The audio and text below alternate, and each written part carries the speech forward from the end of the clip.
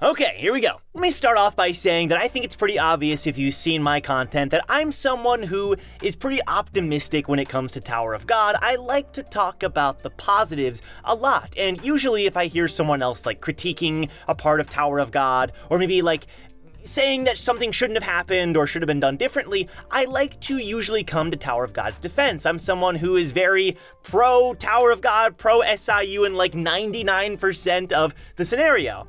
And I would say that a lot of people have that opinion about me, and for the most part, that's honestly true. I love Tower of God, and I think it's pretty natural for if someone likes a series so much and they have an entire like community and channel and so many memories associated with this story, you're gonna want to defend it. You're gonna want to talk about the positive aspects. However, I also want to talk about this idea because I do think some people maybe don't have the right understanding of why I'm like this. And I'm not like upset or anything. I've always heard these comments, and honestly, I think it's kind of funny. I saw one recently where it was like something about the fact that like, oh, Joe can't talk bad about Tower of God because Webtoon's gonna be upset. And that to me, like honestly, I wish that was the case. Like, come on, that'd be awesome. It makes me feel like I'm something important to Tower. Like if I don't talk good about Tower of God, the whole like comic's gonna fail or something. I think that's so funny. But I do think that in some respects, it's a valid criticism. Why don't I talk more about the bad parts of Tower of God?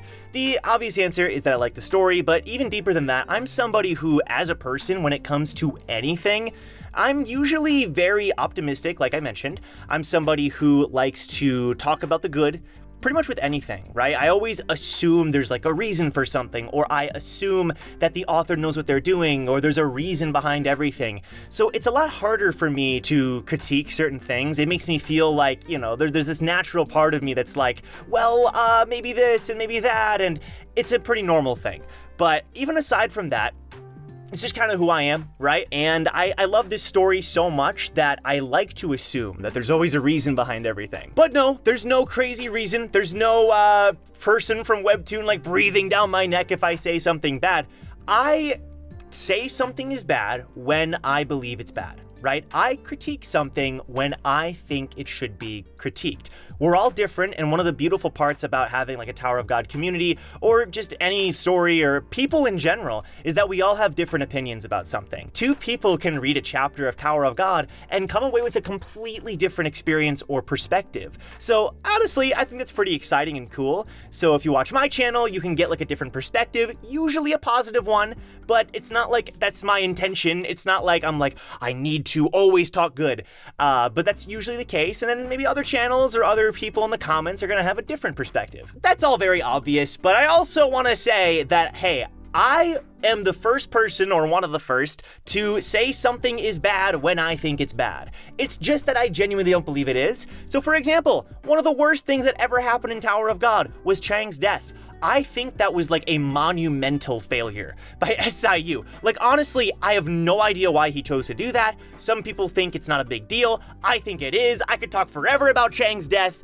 but in my opinion, the excuse behind it, the way it was done, was like horrible. I think it was horrible storytelling. And that's not to say like SIU necessarily made a mistake. It's just that from my perspective, I was massively disappointed by how that was handled. So from my perspective, it shouldn't have been done that way. There are gonna be other people who don't care at all that Chang died. So we're all different here. Arya being revived by Bomb is something I haven't really talked about that much, but it shouldn't have happened, right? I think it would have been so much more impactful if Arya was just beheaded right then and there, no resurrection. I understand that like, oh, Bomb like copied her time ability and like, I don't really care. Like from a story perspective, it sets up this precedent that if somebody gets beheaded, they can still be brought back, and I don't like that personally.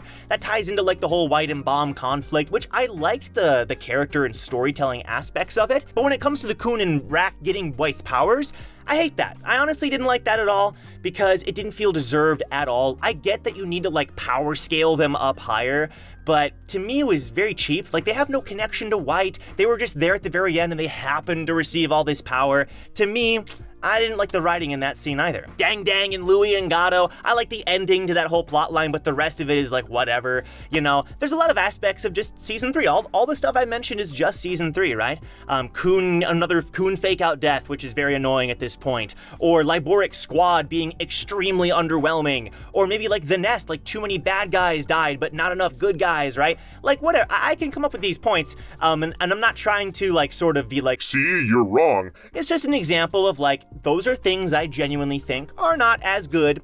You know, I don't think they are good, in fact, and I'm not afraid to talk about that. So hopefully that kind of explains it. This isn't me. I'm not saying this because I'm being overloaded with negative comments. I actually think it's really, when I do see a comment like that, I think it's really funny. It's fun to talk about. That's why I'm not more critical. I'm not a person that is going to critique something when I think it's positive, right? When I genuinely think it's a good thing, I'm not gonna critique it. I'm not faking anything. I'm here to talk about the story from how I see it. So yeah, that's my long-winded answer to why I'm not more critical. It's just who I am. Once again though, tons of people out there with tons of different perspectives, tons of different opinions, and I don't know why. I wish I was this like centerpiece to the entire Tower of God webtoon, like just the webtoon in general. And if the moment I mess up, like everything crashes. It's such a funny idea. I love it. Thanks for watching though. Hope you enjoyed. More content coming soon. Because we're on hiatus now, I want to know, what do you want me to talk about? Which character or lore or part of the story? What should I do here on the channel? Because I want to make more content coming soon. I'd love to hear your thoughts down below. But with that being said, I'll see you in my next Tower of God video. Take care. If you want to get to the top, make sure to like, subscribe, and comment. This is Rachel. Better do it or I'll push you and you'll die.